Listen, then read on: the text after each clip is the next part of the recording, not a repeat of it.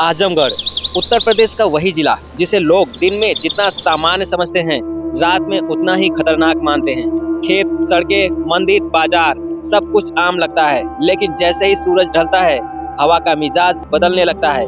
खासकर कोयलासा नदी के पास, जहां पानी बहता नहीं बल्कि कुछ छुपता है। यह कहानी कोई सुनी सुनाई अफवाह नहीं है, यह उस डर का कहानी है जिसे आज भी आजमगढ़ के लोग नाम लेकर नहीं पुकारते, क्योंकि उनका मानना है अगर नाम लिया तो वो सुन लेती है। साल 2012, ठंडी रात, समय करीब 11:30 बजे। सिधारी इलाके का रहने वाला रवि यादव अपनी बाइक से घर लौट रहा था। उसके पीछे बैठा था उसका दोस्त सोनू। दोनों ने दिन भर काम किया था और जल्दी घर पहुंचना चाहते थे। रवि ने बाइक मोड़ते हुए कहा कि घाट वाला रास्ता छोटा है, वहीं से चलते हैं। सोनू ने तुरंत मना किया। उसने कहा कि उस रास्ते पर रात में कुछ ठीक नहीं लगता, लेकिन रवि हंस दिया। उसे भूत प्रेत पर यकीन नहीं था। उसे नहीं पता था कि आज उसकी जिंदगी का सबसे डरावना सच उसी रास्ते पर इंतजार कर रहा है। जैसे ही बाइक कच्चे रास्ते पर उतरी, हवा अचानक ठंडी हो गई, इतनी ठंडी कि रोंगटे खड़े हो जाए। चारों तरफ अजीब सन्नाटा था, न कुत्ते भौंक रहे थे, न झिंगुरों की आवाज। कोयलासा नदी पास थी, लेकिन पानी की आवाज भी नहीं आ रही थी। ऐसा लग रहा था जैसे पूरी जगह ने सांस रोक रखी हो। सोनू ने धीरे से कहा, रवि बाइक की स्पीड कम कर, मुझे अच्छा नहीं लग रहा है। रवि ने कुछ नहीं कहा, लेकिन उसके दिल की धड़कन तेज हो चुकी थी। तभी अचानक बाइक झटके से बंद हो गई। बीच सुनसान रास्ते पर बिना किसी वजह रवि ने किक मारी, 1 बार, 2 बार, 3 बार, लेकिन बाइक स्टार्ट नहीं हुई।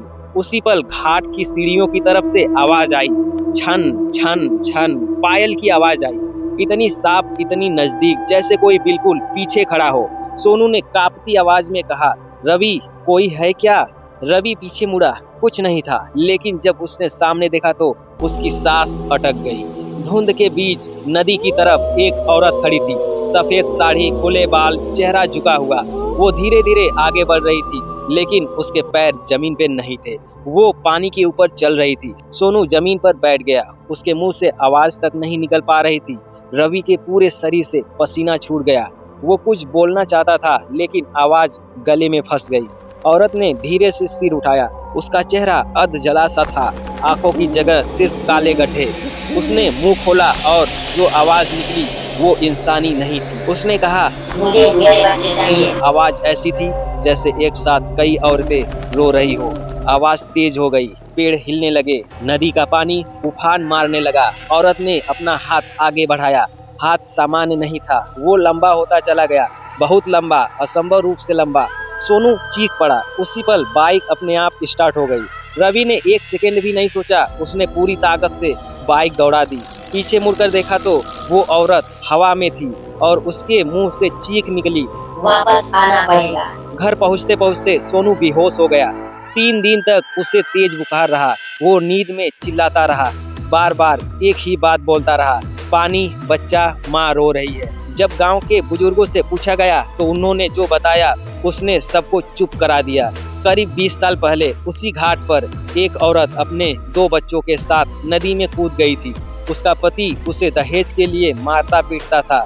मरने से पहले वो औरत चीख रही थी, मेरे बच्चे, मेरे बच्चे। कहते हैं उसकी आत्मा आज भी वही भटकती है, बच्चों को ढूंढती हुई, और जो भी रात में उस घाट से गुजरता है वो उसे दिखाई देती है। कभी पायल की आवाज, कभी रोने की आवाज, कभी बाइक बंद। रवि आज भी उस रास्ते से नहीं जाता। हर मंगलवार मंदिर में दीपक जलाता है और एक ही बात कहता है, कुछ आत्माएं मरने के बाद भी चैन नहीं पाती। आज भी कोयलासा घाट पर रात होते ही सन्नाटा उतर आता है, और अगर कभी आपको वहां से गुजरते हुए पायल की आवाज सुनाई दे तो पीछे मुड़कर मत देखना, क्योंकि हो सकता है वो आपको देख रही हो।